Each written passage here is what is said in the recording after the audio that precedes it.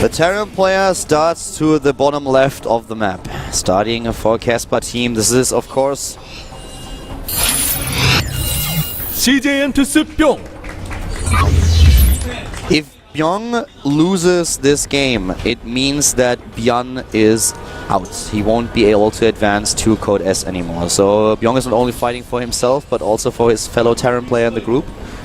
The Zerg player to the top right, though, he is an ASF player. Starting for Team MVP, we have the current GSL champion.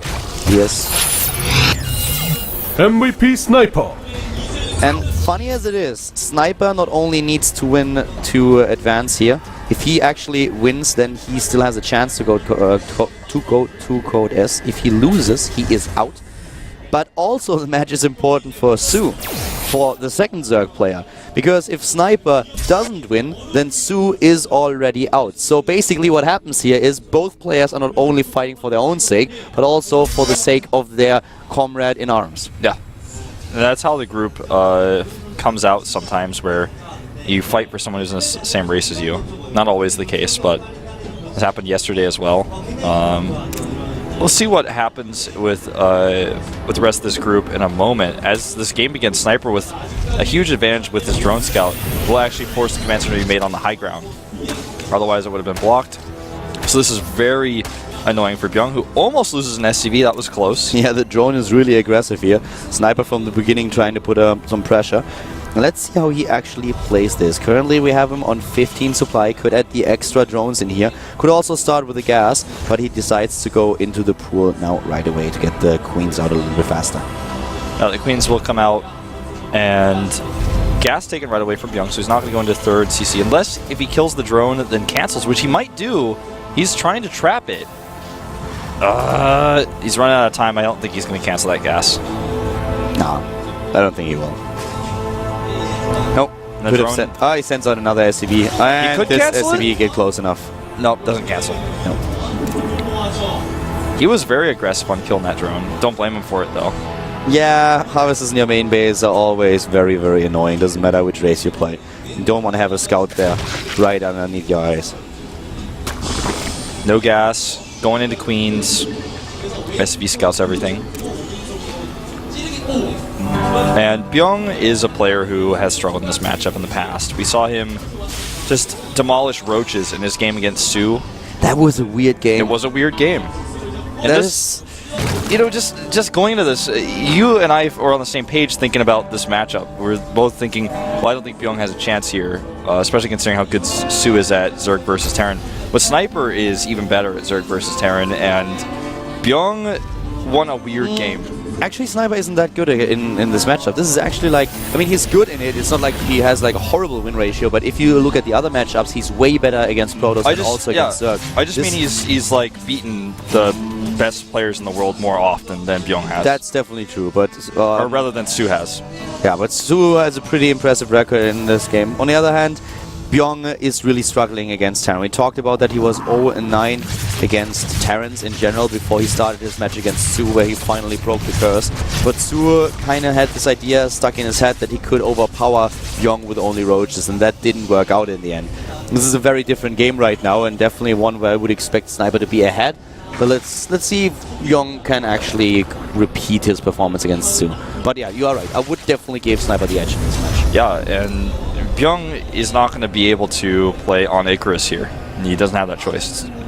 We're looking at Neoplanet S, which is a map that Bbyong has more experience on than Sniper, but still, I have to give Sniper a major edge here. He's going into quadruple gas, no triple gas only, with the lair, but this is something that we see quite often on this map because the third base is so far away. What we don't have him do is going into a third, and the third base is something that you usually get if you add extra queens. If you really go into a massive amount of queens, then you can take the third base. You spread the creep a little bit faster, and he's already heading out with the drone right now, a little bit later than a lot of Zergs will do. There are already Hellions there, and the job of a Hellion in this situation is to prolong to make sure that the third is just not being built. You can't really take down the third once it has been started, but if you can intercept the drone, it helps you.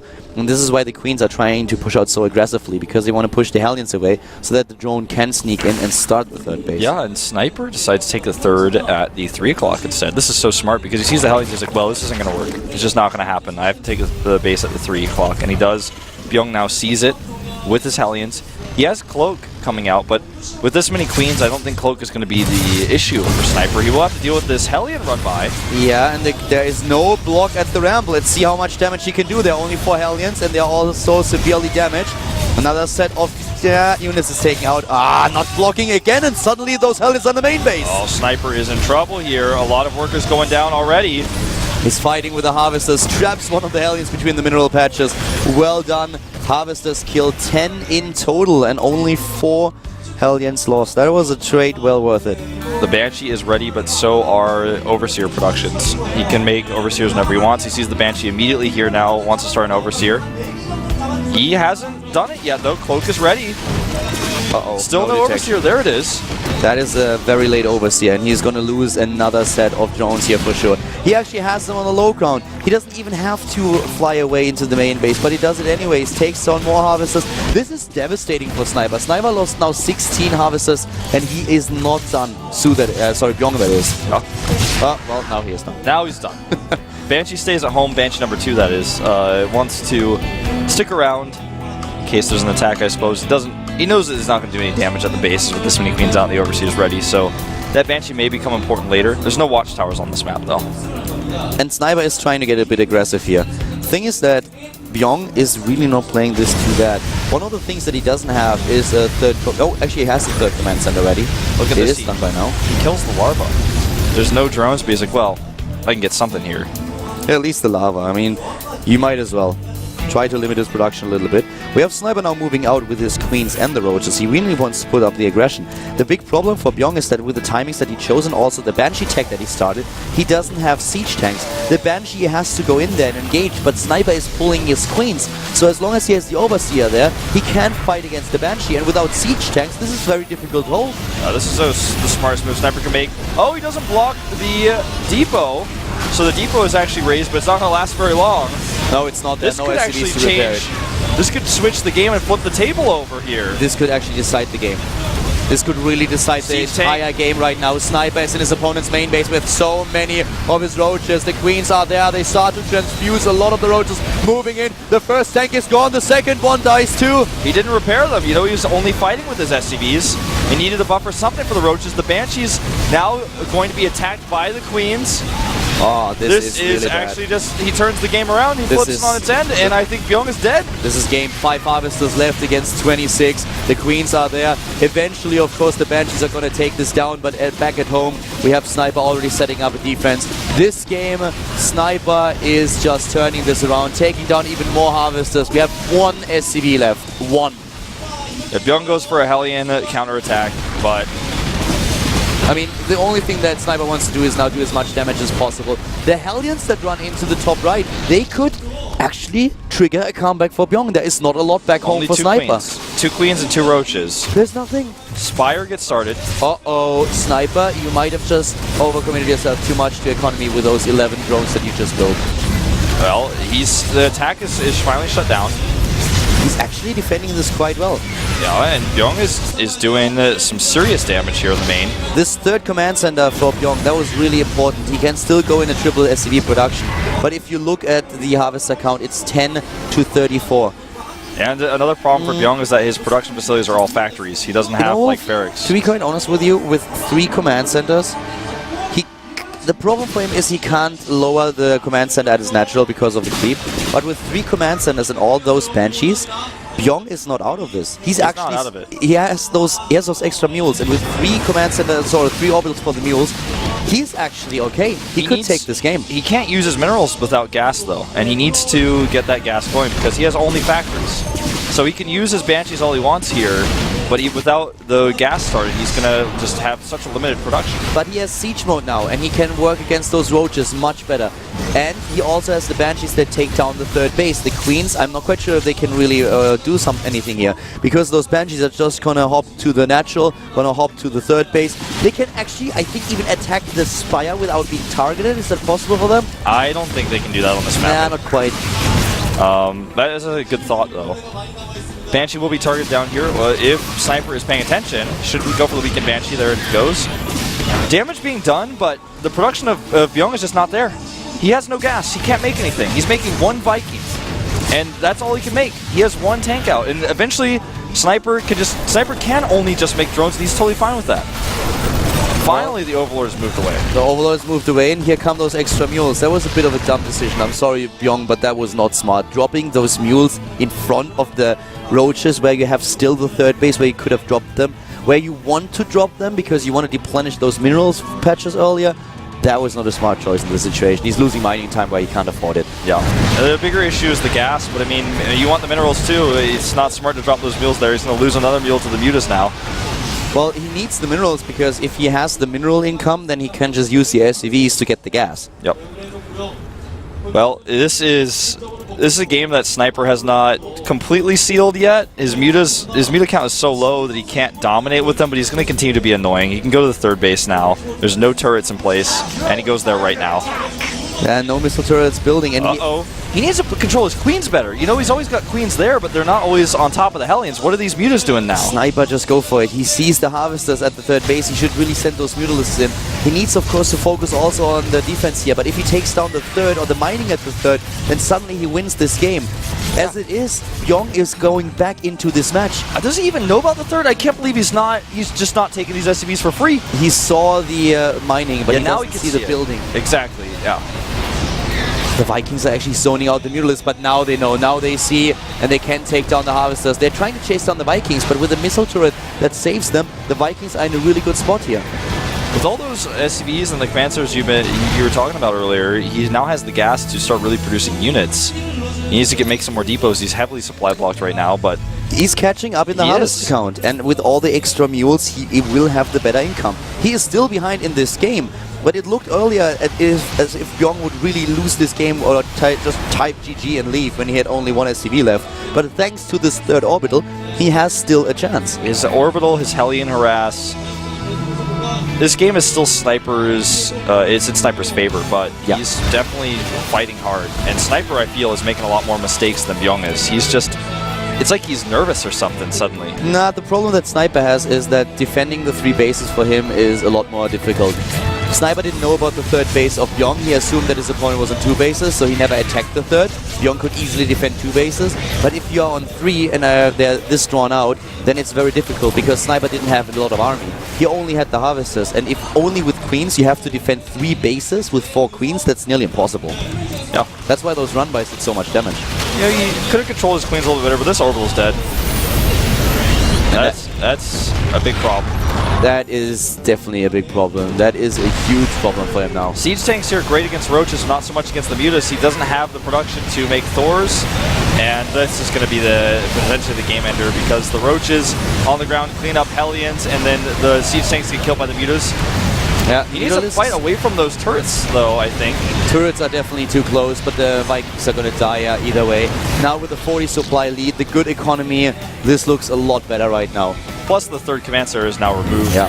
He has 5 factories on 2 bases. With 42 SCVs, there's not a lot of production to be had, and as far as I know, he still doesn't have the armor. It just finished. Doesn't start Thors. He doesn't know. The biggest problem for Bbyong right now is he doesn't know, is Sniper making more mutas or is he making roaches? And Sniper is going into additional mutalisks. He has the +1 attack upgrade. This is also about to finish, and he can just try to overwhelm his opponent. I feel this is exactly what he's doing.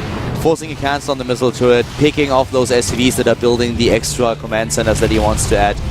This is just not looking good for Bbyong anymore. He was trying to fight back, he was starting a comeback, but at this point, he cannot really do a lot. Yep. And he's eventually going to run out of resources, not only in the main, but also in the natural. This is going to be a big problem. I mean, he's sniper mining as natural. He's got like 28 harvesters on the gas, hiding from the mutas, which also makes them a little bit more vulnerable to the stack damage. Tanks are going down here. The rest of the mutas join in. Bbyong has very little opportunity to do anything. I'm so surprised he's not making Thors. He's making 3 siege tanks right now. Why?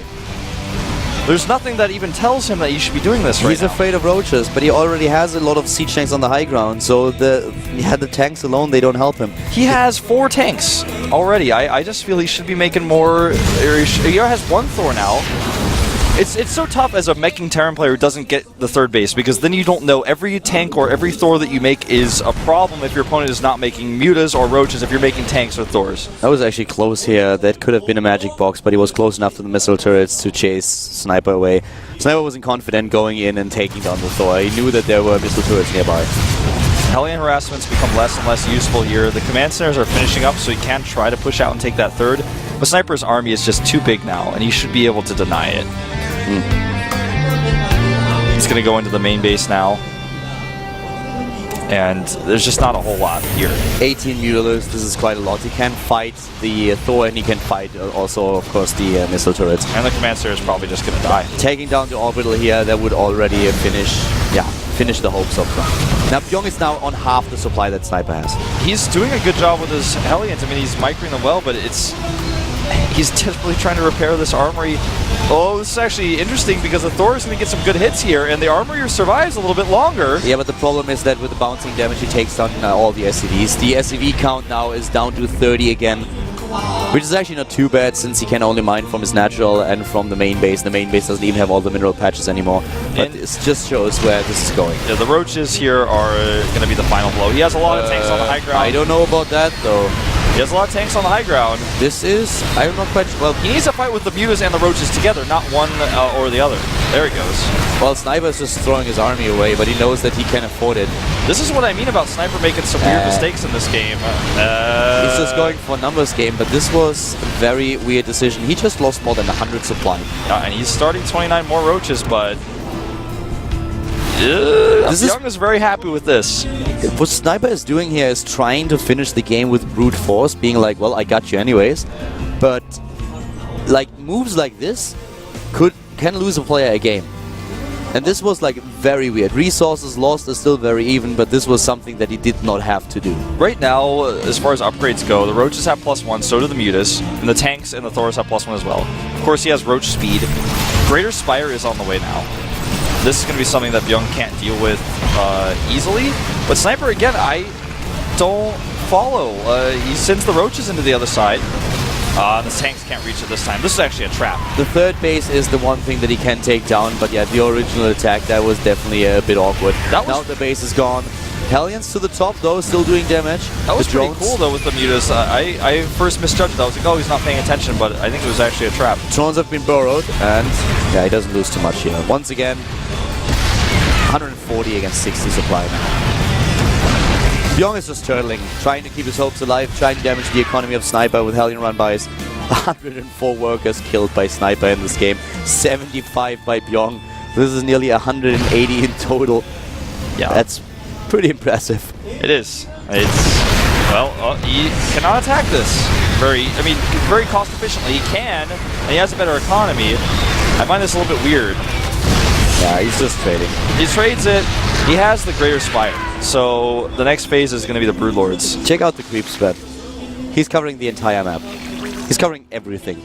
He can actually spread the creep in a few seconds up the ramp to the third base of Bbyong. And he's got a Burrowed Roach to deny that third from landing. Yeah, the third is going to be delayed. Bbyong is mined out. Yeah, nothing in the main base anymore at the natural. 2 mineral patches that won't last very long either. The Broodlords are just going to force a lift here and then end the game. Sniper has so much mining that he can remax just one more time. And he attacked those siege tanks a lot, but that's just so that Bbyong can never get this maxed out force that might win him an engagement and then push him through the game. We will have 7 Broodlords in a few seconds. 7 Broodlords against 1 Viking and 1 Thor. Not gonna happen. Nope. Bbyong is holding on for dear life. Yeah, he tries. I mean, he knows that if he loses this game, he is not out yet. He still has a shot of going to Codes, but he has to hope for a tiebreaker, and that's something that he doesn't want to happen. Bbyong, on the other hand, if Bbyong loses this, then Bbyong might able to get 3rd spot, but he won't be able to get into Code as today. GG. GG, there it is. He sees the Broodlords, and this ends the game. Sniper takes it. Is therefore on 2-2 in the group. Bbyong cannot get first or second place anymore, cannot get a direct seat into Code S. He might be able to get third place. There's still a chance for him. If that happens, then he could go to a potential wildcard group, if that is going to be the decision that will be made. That was a really interesting game. The Hellions did a lot of damage, but Sniper made the better decisions. What do you think about mech on this map? I don't think it holds. There's a lot of zoning you can do with that area with the siege tanks. We saw how effective that can be against roaches, but the third base just feels too exposed. I'm not quite sure if this game is the best example. We've to had talk two about now. the map. Yeah, no, Well, actually actually three. Yeah. Yesterday. But yesterday's games were very, very different from this.